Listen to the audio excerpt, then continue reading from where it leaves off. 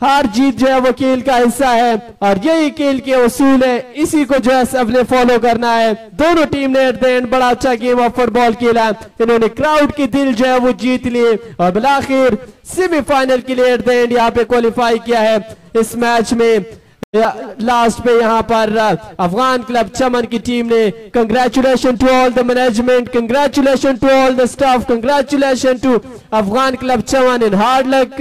Best wishes for the future for Baloch club Quetta. बहुत ही अच्छी परफॉर्मेंस, दोनों हाफ में बगैर किसी गोल स्कोर के मुकाबला जो है बराबर रहा था और उसके बाद पेनल्टी शूट आउट पे यहाँ पे 3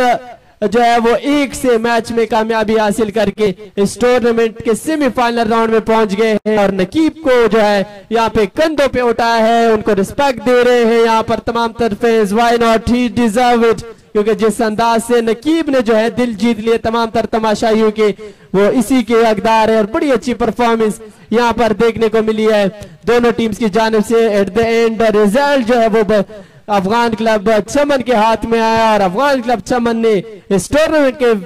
सेमीफाइनल के लिए क्वालिफाई किया। शकूर, क्या कहेंगे आप इन आखिरी मराहल के बारे में और पेनल्टी किक्स के बारे में?